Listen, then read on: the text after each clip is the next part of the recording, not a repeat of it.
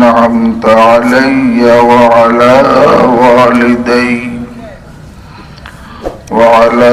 والدي وأن أعمل صالحا ترضاه وأدخلني برحمتك في عبادك الصالحين صدق الله العظيم حضرت علماء کرام محترم হাজিরিন আমি কোরআনে কারীমের একটি আয়াত তেলাওয়াত করেছি তবে আয়াতটি একটি দোয়া কোরআনে কারীমের মধ্যে রব্বুল আলামিন আম্বিয়া কিরাম আলাইহিমুস সালামের অনেক দোয়া ও নাজিল আয়াত হিসেবে নাজিল করেছেন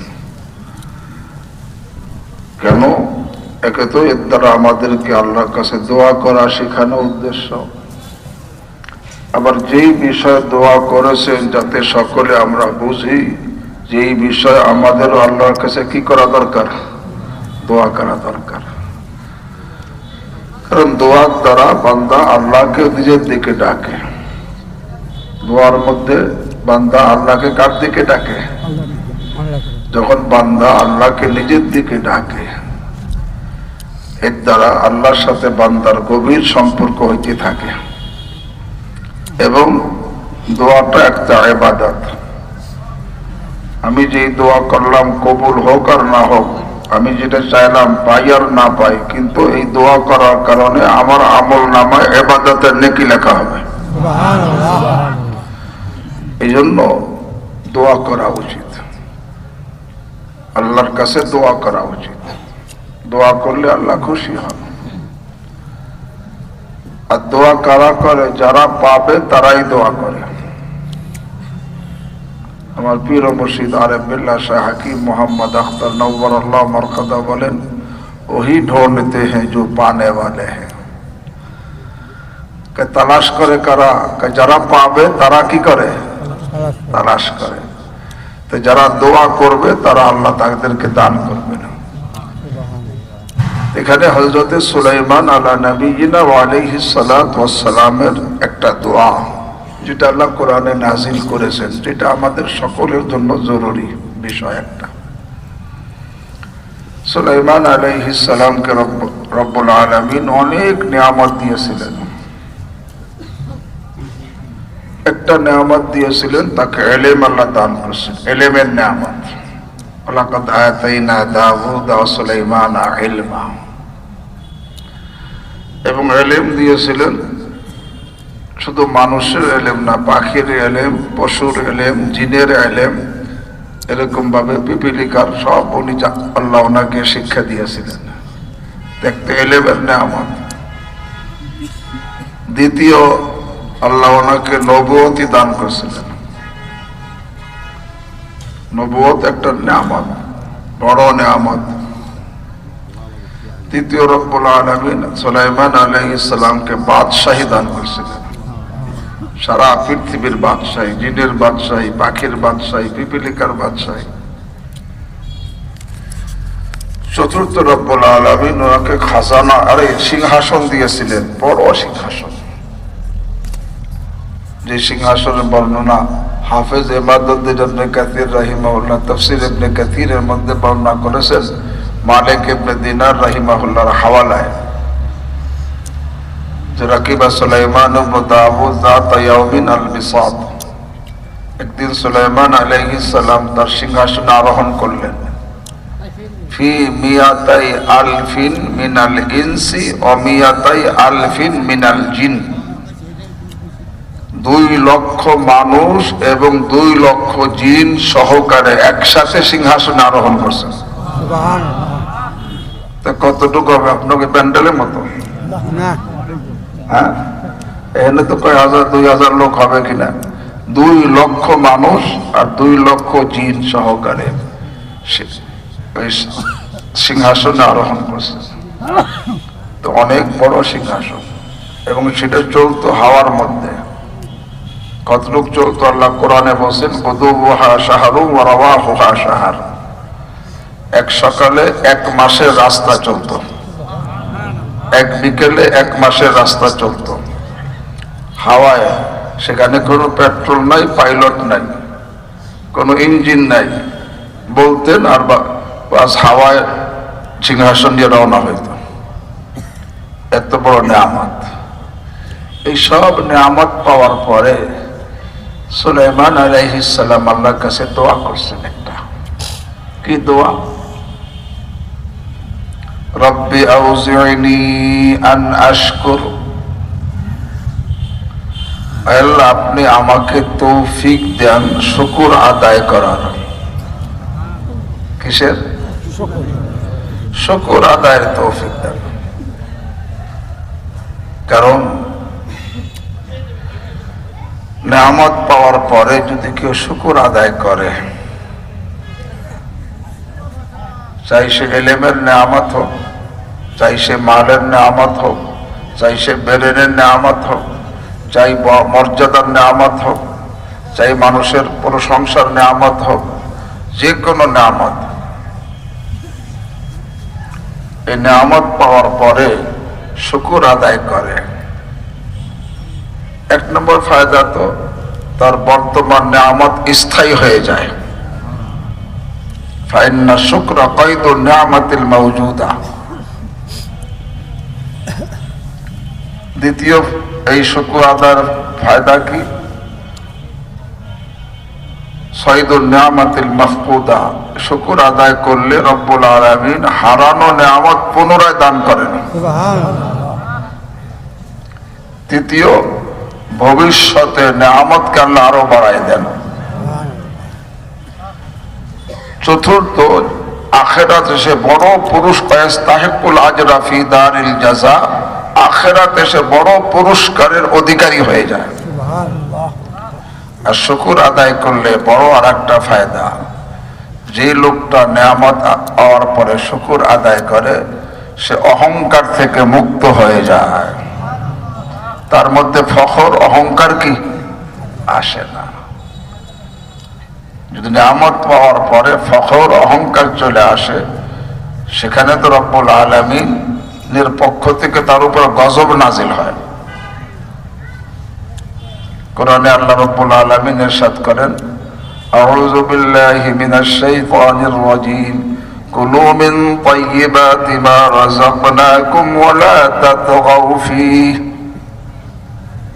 আমি তোমাদেরকে যে রিজিক দিয়েছি, সম্পদ দিয়েছি, এর থেকে পবিত্র জিনিস থেকে তোমরা এটা খাও, ভোগ করো, কোনো সমস্যা নেই। তবে ওয়া লা তাতগাউ ফীহি, এই নেয়ামত পাওয়ার কারণে তুমি কি হইও না, সীমা লঙ্ঘন করো না, অহংকারী হইও না, গুনাহে লিপ্ত হইও না। কারণ গুনাহে লিপ্ত হলে কি হবে? ফায়াহিল্লা আলাইকুম গাযাবি। যদি তুমি নেয়ামত পাওয়ার পরে গুনাহে লিপ্ত হও, ফখরে লিপ্ত হও, অহংকারে লিপ্ত হও, তাহলে শুনে রাখো, ফায়াহিল্লা আলাইকুম গাযাবি, তোমাদের উপর আমার গজব পতিত হবে।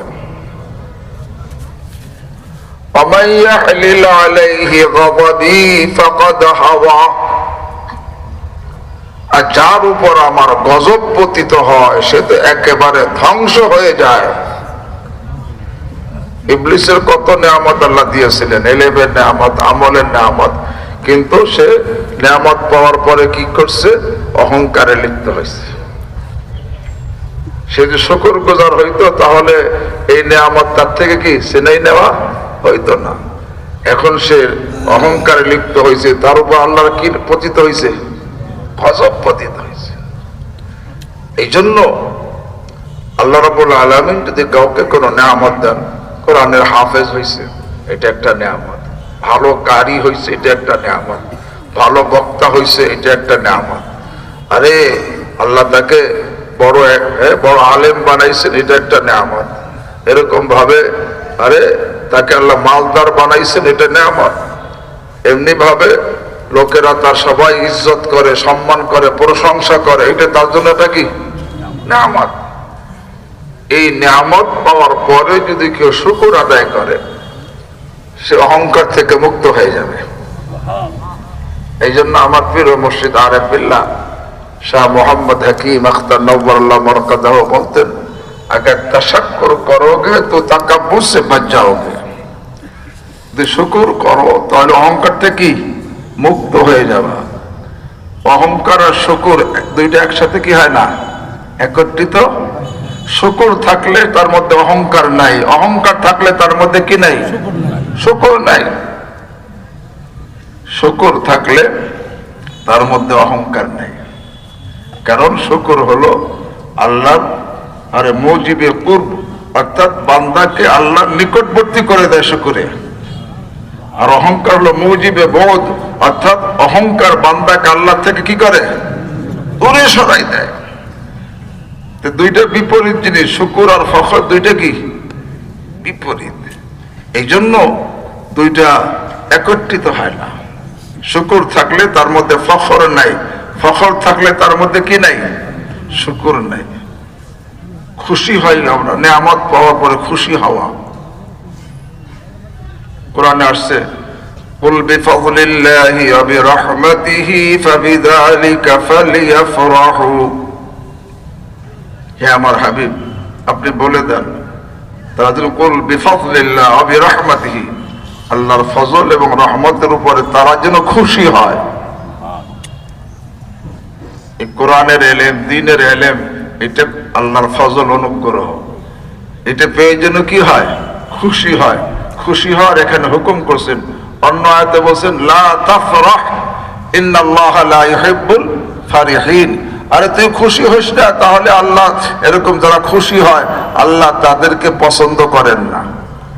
এক জায়গায় খুশি হওয়ার হুকুম দিলেন, আর এক জায়গায় খুশি হইতে কি করলেন, নিষেধ করলেন। আসলে খুশি খুশির মধ্যে পার্থক্য আছে। হাকিমুল উম্মত মুজাদ্দিদ মিল্লাত শাহ আশরাফ আলী থানভী নওয়ারুল্লাহ বরকাতুহু বলেন, আরে ফারাহ খুশি আনন্দ একটা আলা সাবিলিশ শুকর, শুকরের সাথে কৃতজ্ঞতার সাথে খুশি হওয়া, এটা আল্লাহ হুকুম দিয়েছেন। আর ফারাহ আলা সাবিলিল বাতর, অহংকারের সাথে গর্বের সাথে খুশি হওয়া, এটা আল্লাহ কি করছেন, নিষেধ করছেন।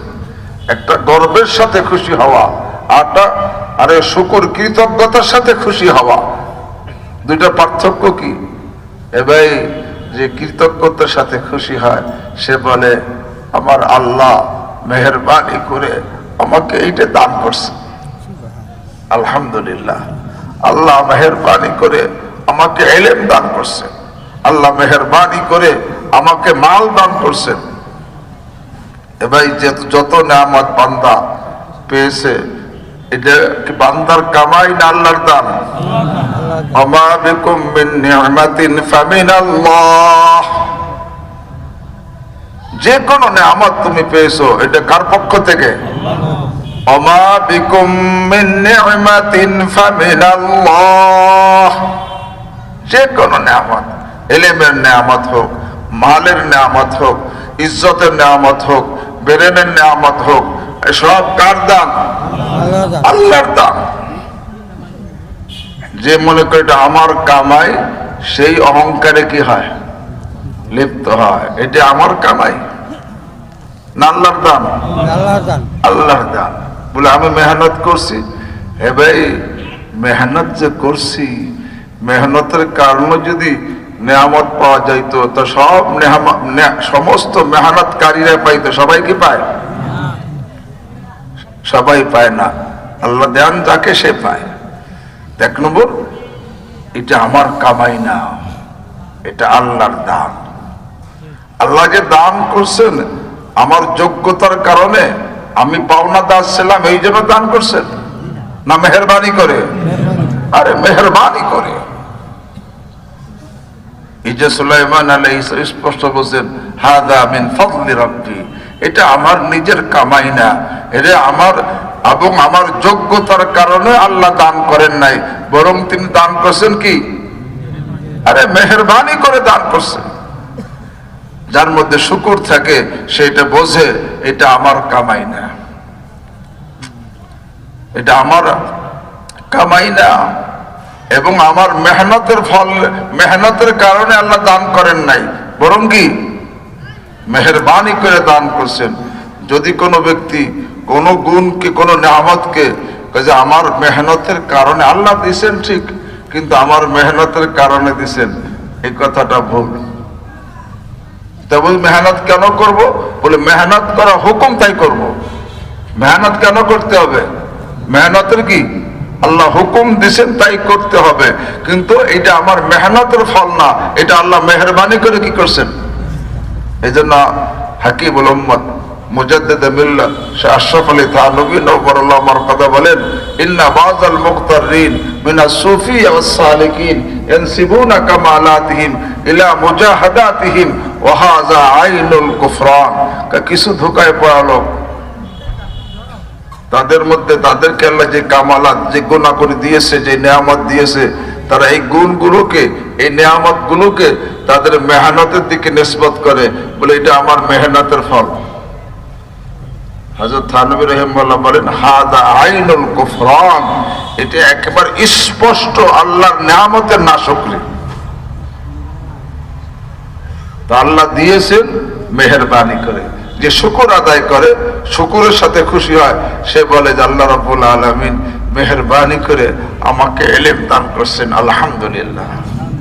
আল্লাহ মেহেরবানি করে আমাকে মাল দান করছেন, আলহামদুলিল্লাহ।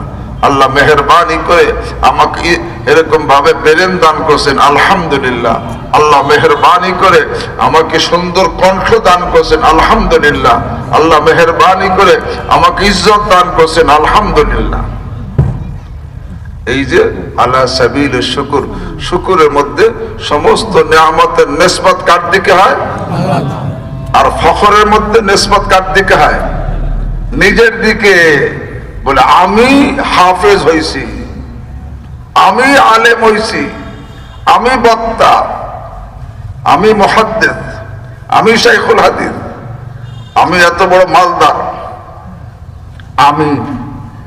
আমি এসে গেছে না, এর মধ্যে কি ফখর।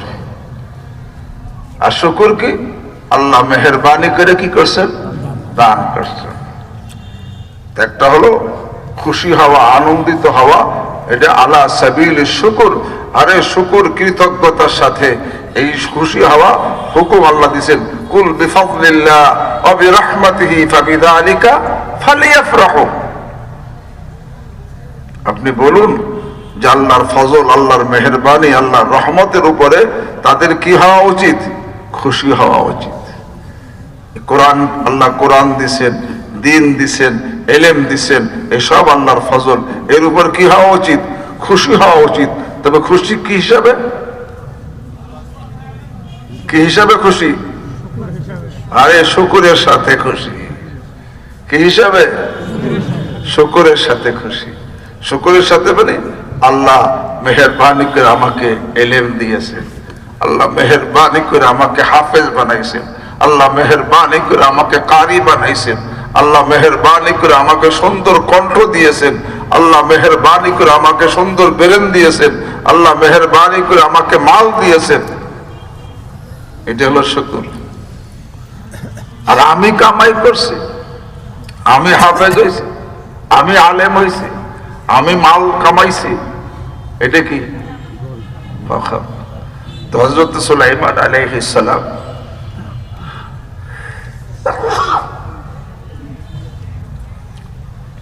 হযরত সুলাইমান আলা নবিয়িনা ওয়া আলাইহিস সালাতু ওয়াস সালাম আল্লাহর কাছে তৌফিক চাইতেছেন। কিসের তৌফিক?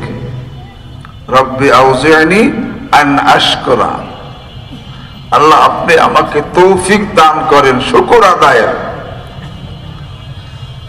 তো বোঝা গেল শুকর আদায়ের তৌফিকের জন্য আল্লাহর কাছে কি করা চাই? দোয়া করা চাই। কিন্তু আমি জীবনে একবারও দোয়া করি নাই যে আল্লাহ আমাকে শুকর আদায়ের কি করেন?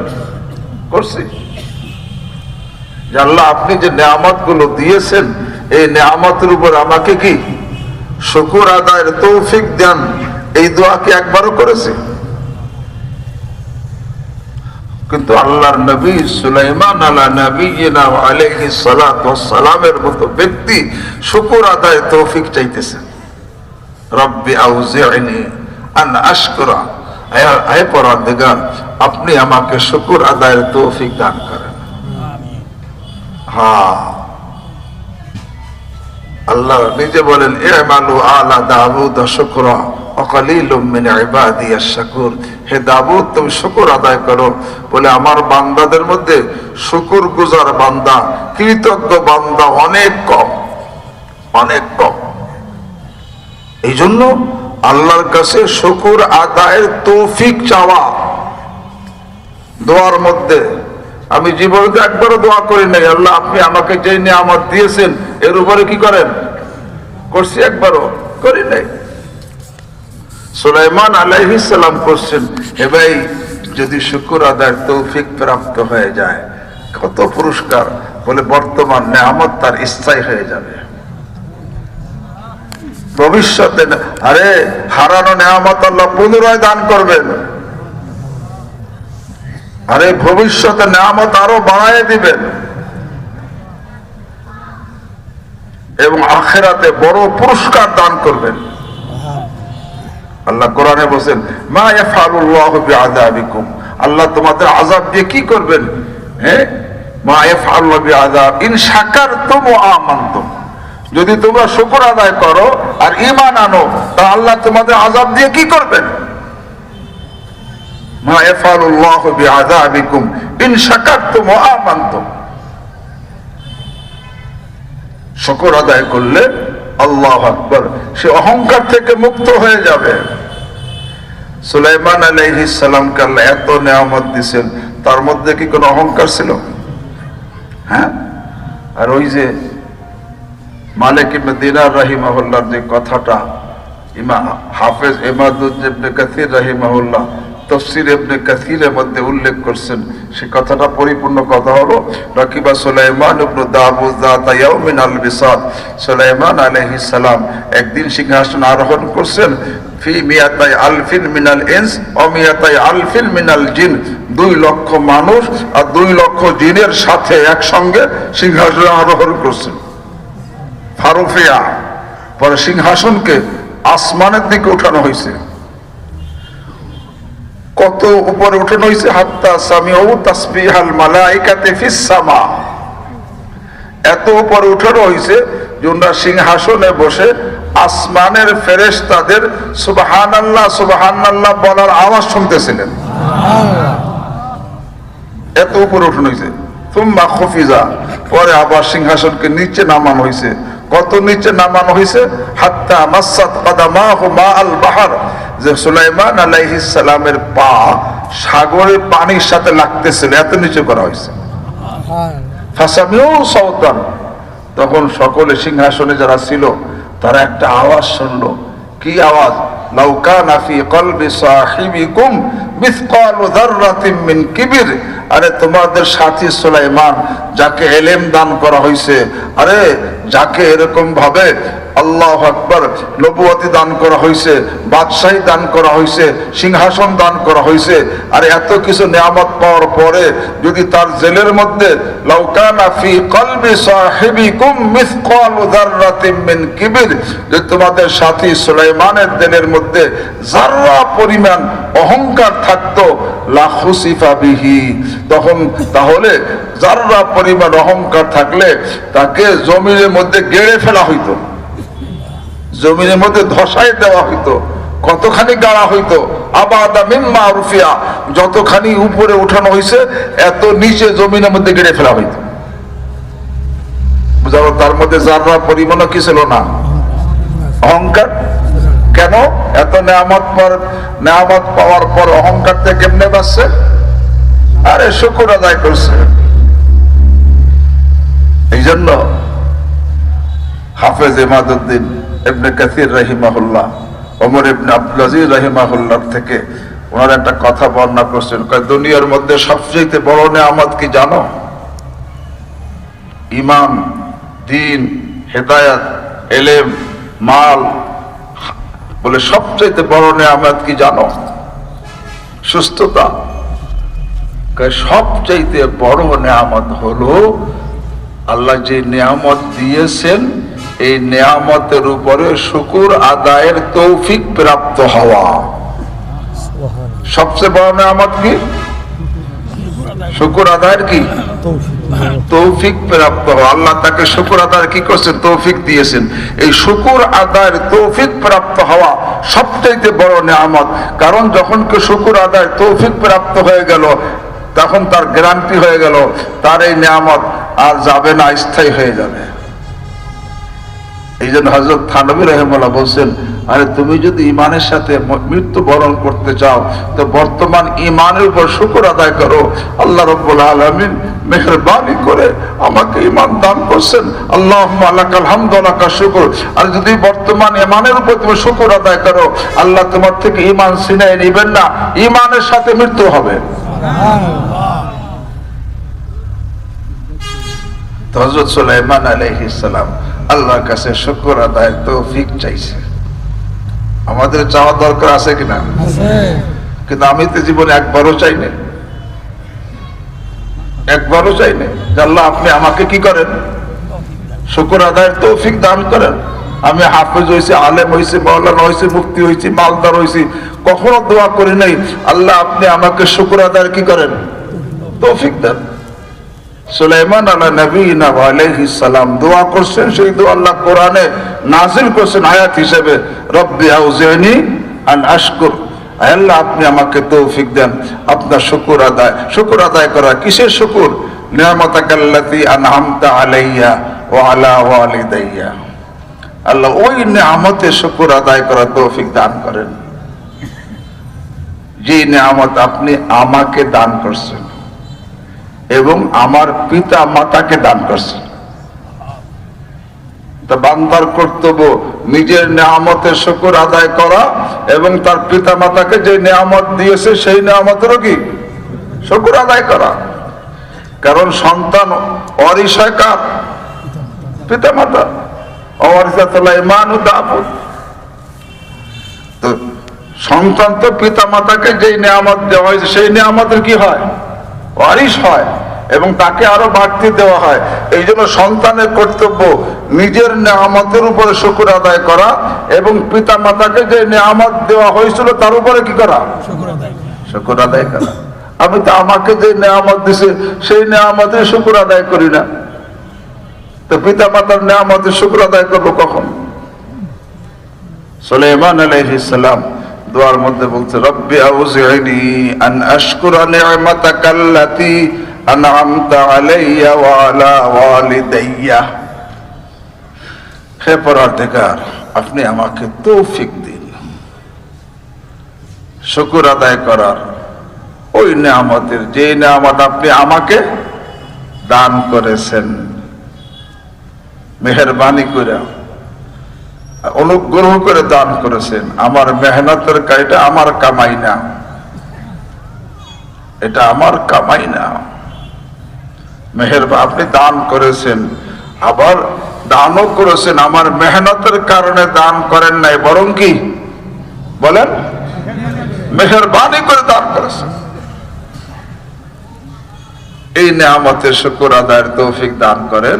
ওয়া আলা ওয়ালিদাইয়া, এবং ওই নিয়ামতের শুকর আদায় করার তৌফিক দান করেন যেই নিয়ামত আমার পিতা মাতাকে কি করছেন? দান করেছেন। যদি এই একটা শুধু এই শুকরের গুণ চলে আসে, আল্লাহু আকবার, যে শুকর গুজার হয় সে কি অবাধ্য হয়? আরে যার মধ্যে শুকরের গুণ, আল্লাহ সে শুকর আদায় করে, সে আল্লাহর নাফরমানি করতে কি পারে না। নাফরমানি করাও একটা নাশুকরি, নাফরমানি করাও কি নাশুকরি, নেমক হারামি। কারণ আমরা কি বলি, নুন খায় যার, গুণ গায় কি তার। কিন্তু আমি নুন খাইছি সব কার, কিন্তু তার গুণ গাই না, বরং তার নাফরমানি করি, শয়তানের গুণ গাই। এটা কি নাশুকরি না? এটা বড় নাশুকরি। প্রত্যেক গুনাহ নাশুকরি ভাই, প্রত্যেকটা গুনাহ এটা নাশুকরি। শুকর দিলের দ্বারা আদায় করতে হয়, জবানের দ্বারা আদায় করতে হয়, অঙ্গ প্রত্যঙ্গের দ্বারা আদায় করতে হয়। অঙ্গ প্রত্যঙ্গের শুকর কি? আরে অঙ্গ প্রত্যঙ্গ ওই নিয়ামত দাতার ফরমাবরদারির মধ্যে লাগায় রাখা। না নাফরমানিতে?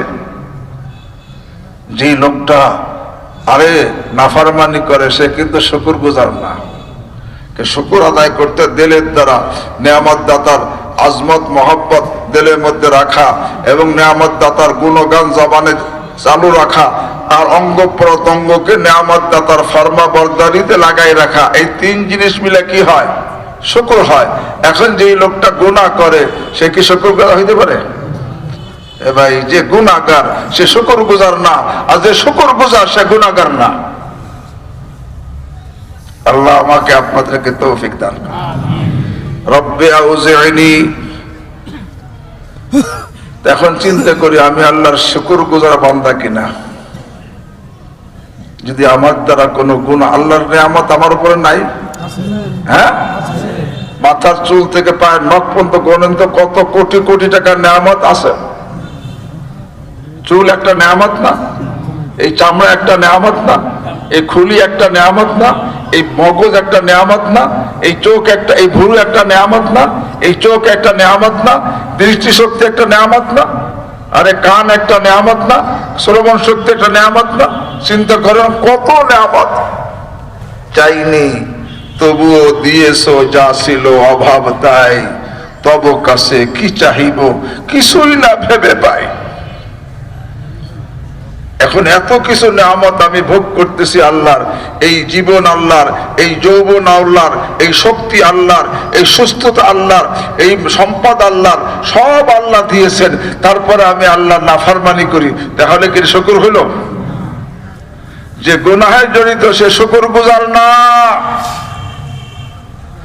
যে কুদৃষ্টি করতেছে সে আল্লাহ শুকরগুজার বান্দা না। যে গীবত করে সে আল্লাহ শুকরগুজার বান্দা না। যে মিথ্যা বলে সে শুকরগুজার বান্দা না। যে বেগানা মেয়ের সাথে গল্প করে সে আল্লাহর শুকরগুজার বান্দা না। যে কৃতজ্ঞ, যে শুকরগুজার হয়, কৃতজ্ঞ হয়, সে অবাধ্য হয় না। আর সে তো তার নিয়ামতের শুকর আদায় করে সময় পায় না, সব সময় ফতোয়া বরদাতে লেগে থাকে। আল্লাহ আমাদেরকে শুকর আদায়ের তৌফিক দান করেন এবং শুকরের জন্য আল্লাহ দোয়া করারও তৌফিক দান করেন। এখন থেকে আল্লাহর কাছে কে কে দোয়া করবো? আল্লাহ আপনি আমাকে শুকর আদায় তৌফিক দান করেন। আল্লাহ আমাকে আপনাদের সকলকে তৌফিক দান করেন। এক দোয়া। দ্বিতীয় দোয়া, ওয়ান আমালা সালিহান তারদাহ। আল্লাহ সুলাইমান আলাইহিস সালাম আবার দোয়া করতেছেন। দ্বিতীয় দোয়া কি? আল্লাহ আপনি আমাকে তৌফিক দেন। কিসের? আন আমালা সালিহান, নেক আমলের তৌফিক দেন। কিসের? নেক আমল না বদ আমল? নেক আমলের তৌফিক দেন। নেক আমল কি? আল্লাহর প্রত্যেকটা হক আদায় করা, বান্দার প্রত্যেকটা হক আদায় করার নাম কি? নেক আমল। নেক আমল কি? আল্লাহর প্রত্যেকটা হক আদায় করা আর বান্দার প্রত্যেকটা হক আদায় করার নাম কি? নেক আমল। কিয়াম হুকুকিল্লাহ ওয়া হুকুকিল ইবাদ, আল্লাহর মহব্বতের হক, তার আদেশগুলো পালন করা, এটা নেক আমল। আল্লাহর আজমতের হক, গুনাহ থেকে বেঁচে থাকা, এটা কি? নেক আমল। বান্দার হক আদায় করা, এটা কি? বাপ মার হক আদায় করা নেক আমল না?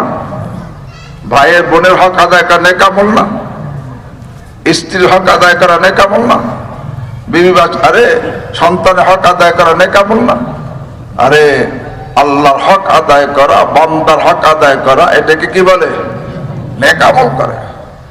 আল্লাহর হক আদায় করার জন্য আগে দ্বীনি ইলম শিখতে হয়, আর এরকম ভাবে পুরো আমল করতে হয়। এখানে আমাকে আল্লাহ নেক আমলের তৌফিক দেন, বদ আমল না, নেক আমল। তবে আমাদের তো দৃষ্টি নাই, নবীদের দৃষ্টি দেখেন কত সূক্ষ্ম। কোন ব্যক্তি নেক আমল করলেই সে আল্লাহর কাছে পছন্দনীয় হয় না। কোন ব্যক্তি শুধু নেক আমল করছে এই জন্য সে আল্লাহর কাছে পছন্দনীয় হয় না, আল্লাহর সন্তুষ্টির পাত্র হয় না। অনেক সময় যদি হইতো তো হাদিসে কেন আসছে, ইন্নার রাজুলা লা ইয়ামালু আমালা আহলিল জান্নাহ ফীমা ইয়াবদু লিন-নাস ওয়া ইন্নার রাজুলা লা ইয়ামালু আমালা আহলিল জান্নাহ ফীমা ইয়াবদু লিন-নাস ওয়া ইন্নাহু মিন আহলিন নার। বুখারী শরীফের হাদিস। আল্লাহ রাসূল সাল্লাল্লাহু আলাইহি ওয়াসাল্লাম ইরশাদ করেন, এক ব্যক্তি আরে জান্নাতের আমল করতেছে। এ ভাই, জান্নাতের আমল নেক আমল না বদ আমল? সবাই দেখে যে জান্নাতের আমল করতেছে, আরে মসজিদ বানাইতেছে, মাদ্রাসা বানাইতেছে, দান খয়রাত করতেছে, আরে কিরাত পড়তেছে, আরে দ্বীনি খিদমত করতেছে, আরে বয়ান করতেছে, হজ উমরা করতেছে, কত কিছু নেক আমল। তখন দেখা মনে করে যে জান্নাতীদের আমল সে করতেছে। ইন্নার রাজুলা লা ইয়ামালু আমালা আহলিল জান্নাহ ফীমা ইয়াবদু লিন-নাস। লোক দৃষ্টিতে আরে সে জান্নাতীদের আমল করতেছে, কিন্তু আল্লাহ রাসূল সাল্লাল্লাহু আলাইহি ওয়াসাল্লাম বলেন ওয়া ইন্নাহু মিন আহলিন নার। কিন্তু পরিণামে লোকটা কি হয়ে যাবে বলেন? আল্লাহ আমাকে আপনাদেরকে হেফাজত করে। তা বোঝা গেল যে সে নেক আমল করছে, এই নেক আমলে কি আল্লাহ খুশি ছিল? খুশি থাকলে কি জাহান্নামে যেত? নেক আমল করছে কিন্তু আল্লাহ তারপর কি না খুশি না। কেন খুশি না? নেক আমল করছে, ভিতরে অহংকার। নেক আমল করছে কিন্তু ভিতরে কি, যে আমি বড় নেককার। হাফিজ হইছে, ভিতরে অহংকার। কারি হইছে, ভিতরে অহংকার। আরে এরকম ভাবে বক্তা হইছে, ভিতরে অহংকার। গলার কণ্ঠ খুব সুন্দর হইছে, ভিতরে অহংকার। আরে এরকম ভাবে মুহাদ্দিস হইছে, ভিতরে অহংকার।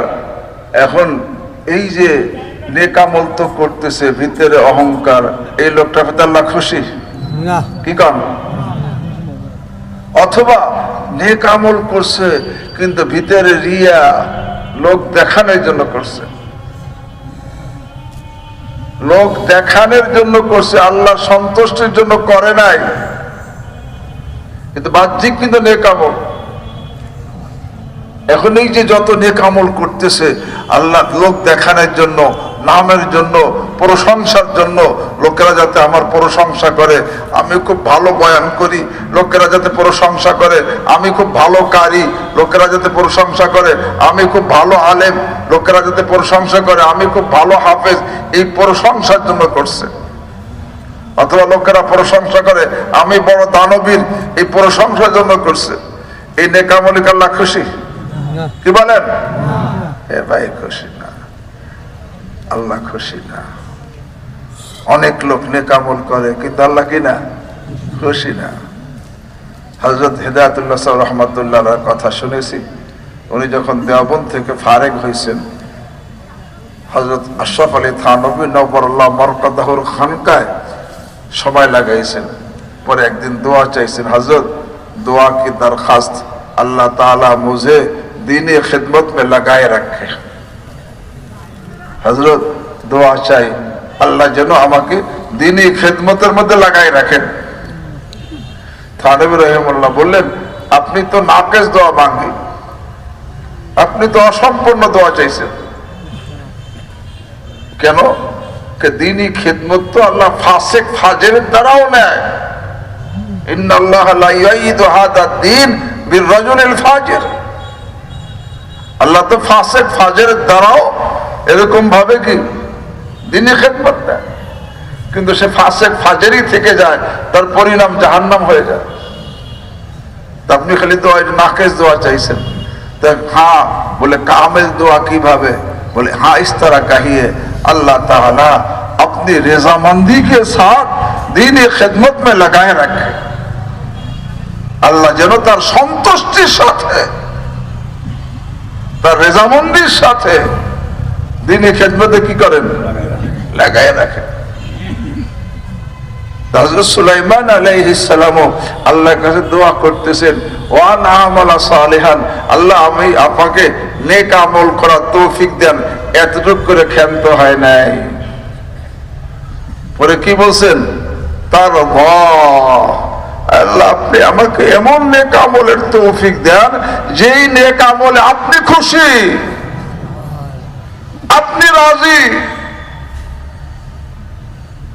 আল্লাহ যেই মাহফিল দেওয়া আপনি খুশি এরকম মাহফিল দেওয়ার তৌফিক দেন, যেই মাদ্রাসা করলে আপনি খুশি এরকম মাদ্রাসা করার তৌফিক দেন, যেই দান করলে যেইভাবে দান করলে আপনি খুশি এইভাবে দান করার তৌফিক দেন,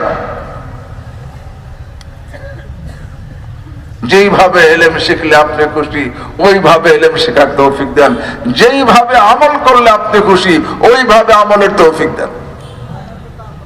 সুলাইমান আলাইহিস সালাম আরে দোয়ার মধ্যে নবী দোয়া করতেছেন, ওয়া না'মালা সালিহান তারদা, আল্লাহ এমন নেক আমলের তৌফিক দেন যেই নেক আমলে আপনি রাজি হয়ে যাবেন, আপনি খুশি হয়ে যাবেন। এখানে আমাদের জন্য সবক, খালি নেক আমল করলেই না, ফিকির রাখতে হবে আমার নেক আমলে আল্লাহ খুশি কিনা। বলেন আল্লাহর নারাজগির কোনো কিছু আমার এর মধ্যে আছে কিনা। আমি নেক আমল করতেছি, ভিতরে ফখর, অহংকার, গর্ব, অজুব, আল্লাহ কি খুশি? আরে অহংকার তো নিজেকে বড় মনে করা, অন্যকে ছোট মনে করা, এটা কি? আর নিজেকে ভালো মনে করা এর নাম কি? অজুব। আর নিজের বড়ত্ব মুখে প্রকাশ করা এর নাম কি? ফখর। কোনটা আল্লাহর কাছে কিনা পছন্দনীয় না। একজন লোকের মধ্যে বড়াইয়াত ফখর আছে, সে যত বড় নেককার হোক আল্লাহর কাছে তার কোনো কি নাই। আরে তার প্রতি আল্লাহ রাজি না, তার প্রতি আল্লাহ নারাজ। একজনের মধ্যে অহংকার আছে, আরে যত বড় নেককার হোক আল্লাহ তার প্রতি রাজি না, তার প্রতি কি নারাজ। একজন অজুব চলে আসছে, আর আমি ভালো, আল্লাহ তার প্রতি কি নারাজ। আমার হযরত বলতেন, जब कोई हाफिज कारी आलिम आना खैर कहता है तो शैतान मारे खुशी के तालियां बजाता है। যখন কোন হাফেজ কারি আলেম বলে আমি তো ভালো, মনে মনে আমি ভালো, আমি ভালো হাফেজ, আমি ভালো কারি, আমি ভালো মৌলানা, আমি ভালো বক্তা, আমি ভালো, এই ভাব যার মধ্যে চলে আসে এর নামই হুজুব। আল্লাহ হযরত বলেন, जब कोई हाफिज कारी आलिम आना खैर कहता है, যখন কোন হাফেজ কারি আলেম বলে আমি তো ভালো, তো শয়তান মারে খুশি কে তালিয়া বাজাতা হয়, শয়তান খুশির চোটে তালি বাজায়। এবার বলেন তো দেখি, শয়তান যে খুশিতে তালি বাজায় আমার উন্নতি দেখে না আমার বরবাদিয়া ধ্বংস দেখে? হ্যাঁ, কারণ সে বন্ধু না শত্রু। जब कोई हाफिज कारी आलिम आना खैर कहता है, शैतान मारे खुशी के तालियां बजाता है। और की बोले कि जिस आना खैर की वजह से मैं मरदूद हुआ हूं, उसी आना खैर में मैंने फुला फुला को मुब्तला कर दिया। कि आमी भालो, आमी उत्तम, सर्वप्रथम के बोलছে? শয়তান বলছে कि যে আমি উত্তম, আমি ভালো বলার কারণে আমি বিতাড়িত হইছি, ওই আনা খায়ের মধ্যে অমুক অমুককে লিপ্ত করে দিছে। একজন আমল করে কিন্তু ভিতরে অজব, আমি ভালো, নেক আমল করতেছে, কিন্তু আল্লাহ কি তার প্রতি খুশি? আরে ভিতরে অহংকার, আল্লাহ কি তার প্রতি খুশি? জবানে ফখর, গর্ব, আল্লাহ কি তার প্রতি খুশি? হ্যাঁ, আরে ভিতরে রিয়াকারী, আরে লোক দেখানোর জন্য, লোক দেখানোর জন্য, নামের জন্য, প্রশংসার জন্য, লোকেরা আমার প্রশংসা করবে, এই জন্য যে নাকি কোন নেক আমল করে, এদিকে আল্লাহ খুশি? আরে আল্লাহ সন্তুষ্টির জন্য তো করা হইল না। আহা, আল্লাহ সন্তুষ্টির জন্য করলে সে আল্লাহ খুশি হবে। এ তো করছেই আরে নামের জন্য, আমার নাম হবে, করছেই দেখানোর জন্য লোকেরা দেখবে, আর করছেই প্রশংসা পাওয়ার জন্য লোকেরা আমার প্রশংসা করবে, করছেই লোকেরা আরে দুনিয়ার জন্য যে আমার দুনিয়া হাসিল হবে, কিন্তু আল্লাহ সন্তুষ্টির জন্য করে নাই। এটা আল্লাহর কাছে পছন্দনীয়। হযরত সুলাইমান আলাইহিস সালাম দোয়ার মধ্যে এই কথাটাই বলেন, ওয়া না'মালা সালিহান তারদা, আয় আল্লাহ আপনি আমাকে এমন নেক আমলের তৌফিক দান করেন যে নেক আমলে আপনি কি রাজি খুশি, এমন নেক আমলের তৌফিক। আল্লাহ আমাকে আপনাদেরকে এমন নেক আমলের তৌফিক দান করেন। তো বোঝা গেল দ্বিতীয় আল্লাহর কাছে এইটাও দোয়া করা দরকার। কিন্তু আমি তো একদিনও আল্লাহ আমাকে নেক কাজ করার তৌফিক দেন এতটুকু বলি, কিন্তু আল্লাহ এমন নেক আমলের তৌফিক দেন যেই নেক আমলে আপনি খুশি, এই দোয়া তো আমি কি করি? হযরত সুলাইমান আলাইহিস সালাম করছেন, ওয়া না'মালা সালিহান তারদা, আল্লাহ এমন নেক আমলের তৌফিক দেন যেই নেক আমলে আপনি রাজি, আপনি খুশি, এমন নেক আমলের তৌফিক দান করেন। হ্যাঁ ভাই, তবে খুশি কি খুশি না? হযরত ইমাম রব্বানী রশিদ আহমদ গঙ্গোই রহমতুল্লাহ আলাইহি ওনার কাছে দোয়া চাইছে, হযরত দোয়া চাই আল্লাহ যেন সব সময়ের জন্য আমার উপরে খুশি হয়ে যায়, দাওয়ামে রেজা। হযরত গঙ্গোই রহিমাল্লাহ বলছেন, আরে দাওয়ামের কথা কেন বলো, সব সময়ের জন্য আল্লাহ রাজি হয়ে যাক এটা বলো। কারণ আল্লাহ রাব্বুল আলামিন একবার যার পর রাজি হয় কোনদিন তারপর আর নারাজ হয় না। কারণ আল্লাহ যার পর রাজি হয় তার অতীত আল্লাহর সামনে, তার বর্তমান আল্লাহর সামনে, তার ভবিষ্যৎ আল্লাহর সামনে, ঠিক না? আল্লাহ তো তার অতীত কি সেটাও জানেন, বর্তমান কি তাও কি, ভবিষ্যৎ তাও কি। আল্লাহ যার পর একবার রাজি হন তারপর আর কি হন না, নারাজ হন। হ্যাঁ, এই জন্য আল্লাহ রাব্বুল আলামিনের কাছে দোয়া করা, ওয়া না'মালা সালিহান তারদা, আয় আল্লাহ আপনি আমাকে এমন নেক আমলের তৌফিক দান করেন যে নেক আমলে আপনি রাজি। আর যেই নেক আমলে আল্লাহ রাজি, যার নেক আমলে মনে রাখবেন সে যত আগে বাড়বে তার মধ্যে আল্লাহর ভয় তত বেশি বাড়বে। আর যার নেক আমলে আল্লাহ রাজি না, সে যত আগে বাড়বে তার মধ্যে নির্ভীকতা এবং ফখর তত বেশি বাড়তে থাকবে। কথা বুঝাইতে পারিনি? যার নেক আমলে আরে আল্লাহ রাজি খুশি, সে যত আগে বাড়বে তার মধ্যে খৌফ ও খাশিয়াত, আল্লাহর ভয় তত বেশি বাড়তে থাকবে। আর যে যার নেক আমলে খুশি না, সে নেক আমল করবে আর তত বেশি সে নির্ভীক হবে এবং তত বেশি বেপরোয়া হয়ে যাবে, তত বেশি সে ফখর আর গর্বে লিপ্ত হয়ে যাবে। তো প্রত্যেকে চিন্তা করি আমার অবস্থা কি। হ্যাঁ ভাই, আল্লাহ আমাকেও এমন নেক আমলের তৌফিক দান করেন যে নেক আমলে আল্লাহ রাজি হয়ে যান। এই জন্য আল্লাহর কাছে এই দোয়াও করব,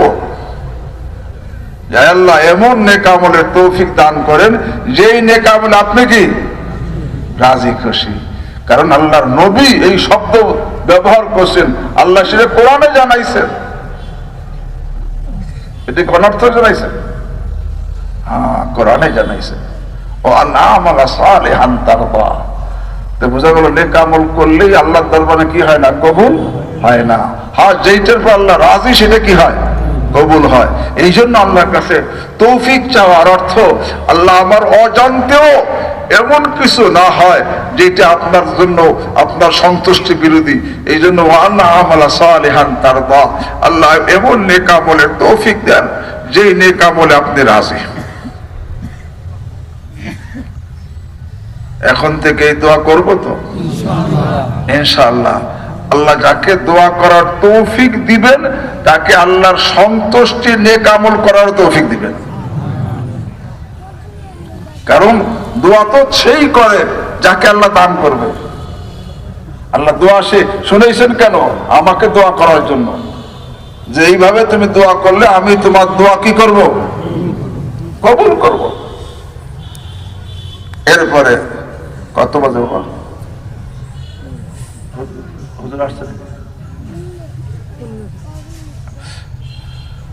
আল্লাহ হুজুর আসবে বলে পড়ে না, এটা খোঁজ না। 3 নম্বর, আল্লাহ দোয়া করতে হবে। দোয়ার মধ্যে হযরত সাল্লাল্লাহু আলাইহি ওয়াসাল্লাম কি দোয়া করেছেন? ওয়াদখিলনি বিরহমাতিক ফি ইবাদিকাস সালিহিন, ওয়াদখিলনি বিরহমাতিক, আল্লাহ আপনি আপনার রহমত দ্বারা আমাকে দাখিল করেন ফি ইবাদিকাস সালিহিন, আপনার নেককার বান্দাদের মধ্যে আমাকে দাখিল করে দেন, শামিল করে দেন। মানে জান্নাতে আমাকে, নেককার বান্দাদের সাথে আমাকেও জান্নাত দান করেন। ওয়াদখিলনি বিরহমাতিক ফি ইবাদিকাস সালিহিন, আয় আল্লাহ আপনার রহমত দ্বারা আমাকে দাখিল করেন। এইটা কেন বললেন? রহমত দ্বারা দাখিল করেন।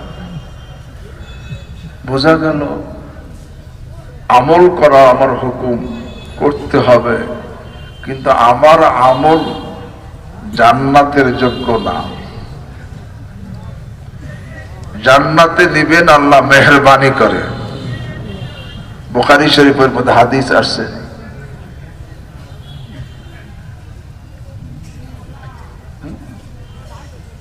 আচ্ছা ঠিক আছে, ওয়াদখিলনি বিরহমাতিক, আয় আল্লাহ আপনি আমাকে আপনার রহমত দ্বারা দাখিল করেন ফি ইবাদিকাস সালিহিন, আপনার নেককার বান্দাদের মধ্যে আমাকে শামিল করে দেন আপনার রহমত আর মেহেরবানির দ্বারা। মেহেরবানির দ্বারা কেন কইছেন? যে আমার যত আমলই সুন্দর হোক, এটা জান্নাতের বিনিময় হতে কি, এর বিনিময় জান্নাত হতে পারে না। আমার আমল সব দিক দিয়ে নাকেস, জান্নাতের সব কিছু কামেল। আমার আমল আর এই ত্রুটিপূর্ণ, জান্নাত সব ত্রুটি মুক্ত। আমার আমল যা করছি, আমি কি করছি? আল্লাহর দেওয়া অঙ্গ প্রত্যঙ্গ দ্বারা, আল্লাহর দেওয়া শক্তি দ্বারা যা করছি, আল্লাহর দেওয়া তৌফিক দ্বারা। আমার কি আছে যে আমি এর বিনিময়ে জান্নাত পাবো? এই জন্য ওয়াদখিলনি বিরহমাতিক ফি ইবাদিকাস সালিহিন, আয় আল্লাহ আপনার মেহেরবানি দ্বারা আমাকে দাখিল করে দেন, আমাকে শামিল করে দেন, হ্যাঁ আপনার নেককার সালিহিন বান্দাদের মধ্যে আমাকে শামিল করে দেন। তো যত বড়ই নেক আমল করি, তারপরে আবার দোয়া করতে হবে, ওয়াদখিলনি বিরহমাতিকা ফি ইবাদিকাস সালিহিন, আল্লাহ আপনার রহমত দ্বারা আপনি আমাকে এরকম ভাবে আপনার সালিহিন নেককার বান্দাদের মধ্যে আমাকে দাখিল এবং শামিল করে দেন। এই জন্য আল্লাহ অন্য আয়াতে বলছে, ফাদখুলি ফি ইবাদি ওয়াদখুলি জান্নাতি, আমার বান্দাদের মধ্যে আগে প্রবেশ করো, এরপরে জান্নাতে প্রবেশ করো। তবে যারা নাকি দুনিয়াতে সালেহিনদের সাথে মিলে থাকবে, আখিরাতে আল্লাহ তাকে সালেহিনদের মধ্যে শামিল করে নেবেন।